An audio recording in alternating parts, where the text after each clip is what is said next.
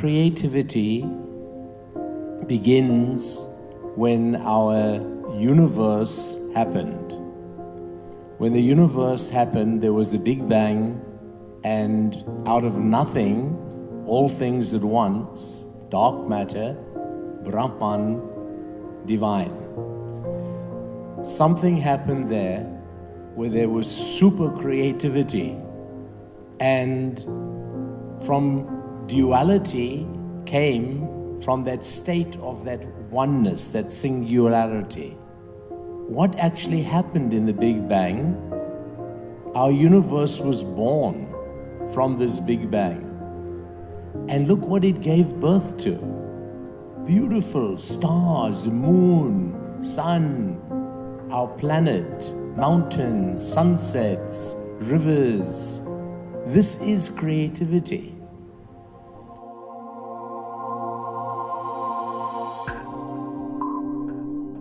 We're here for the intersection of art and yoga, meditation, practice. However we want to define that which we all do to reach a higher consciousness of some kind. First of all, I never in a million years thought I would be here doing this.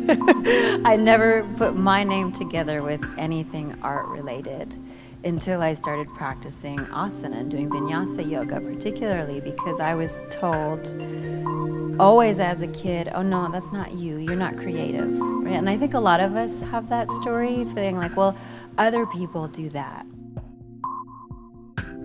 Art was meant for all of us to get our spirit going, to make us feel connected to each other, and to enhance our everyday experience with life. Art is experience, and the way you get to that experience is through being mindful. It's through being aware, it's through being alert for everything that's going on around you, to be observant. In this way, you're using art to normalize your life and to keep yourself sane.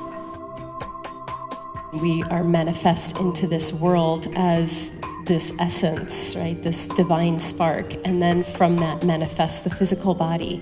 And the yoga practice is an opportunity for us to connect to that spirit through the physical body, through all of the tools and techniques that we have to move deeper inward. When we express ourselves through asana, we're expressing our divine self, our soul, right? The part of us that is unbound and unchanged and lives eternally. That is the beginning of the practice of samadhi, of going into that no-thing state.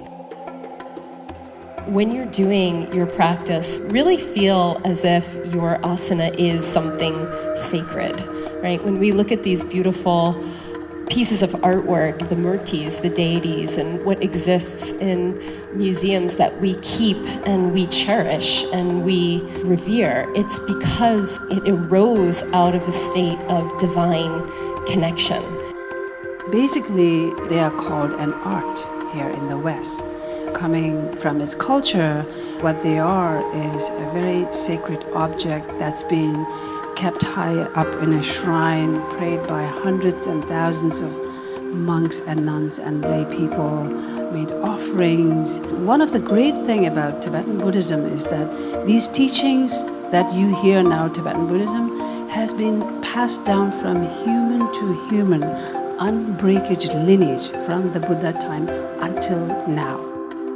The word asana in yoga means seat in Sanskrit, and the original purpose of yoga was to sit in a way that the body can quiet itself so that the mind can in this still body pursue union with body, mind, and spirit.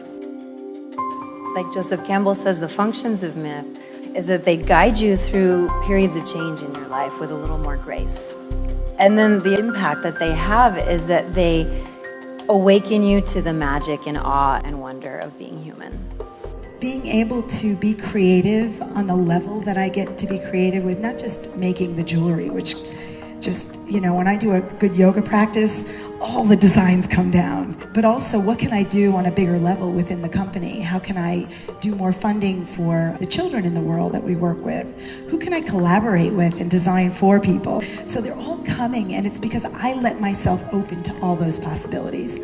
We, as this collective consciousness, need to rise and really become those fearless yogis, not only for ourselves, but for our families, for our communities, for our co-workers. So it's our jobs to find this path of yoga, meditation, to stay as steady with it and stay as powerful in it so that we can heal the world collectively.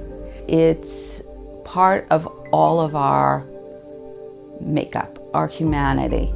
The first things that you do to realize that you are a distinct being from your mother is to make a mark on a piece of paper. And because of that, it makes me have this strong belief that it's part of our fiber of being. So when certain politicians say we're going to get rid of the NEA, National Endowments for the Arts, the Institute for Museum and Library Services, which funds about 65% of my programming, it's really a scary moment, but it's one of those moments where we have to recognize what we as a society want to support and to understand and to use this as a platform for discussing. There's so much more transformational than they have been given credit, and we need to recognize as a society as a whole the significance of art. I believe that there's like a queen bee that's governing all the bees. There's this greater intelligence which has put us here, controls everything, not through a thought process, but energetically much bigger than our mind. And it's creating this evolution of yoga, not me, not others. We're just little bees, worker bees, doing our role in evolution. And of course it's getting stronger and stronger and stronger. And here even at Kripalu, when I first came here 20 years ago, it wasn't like this. It's really evolved and become fitting to the culture this time. Yoga evolves, people are getting more and more into the subtle body. Meditation, where before it was like, no, I'm just into having a good workout. But now they know there's much more to it, and the real healing is not in the workout. The workout, the asana, is to get us to be able to sit still so we can do nothing, so we can meditate. But the magic is in the meditation, where we're tuning to the greater intelligence. Who doesn't want inspiration, insight, intuition, healing? Everybody wants those qualities. So yoga for sure will continue and grow.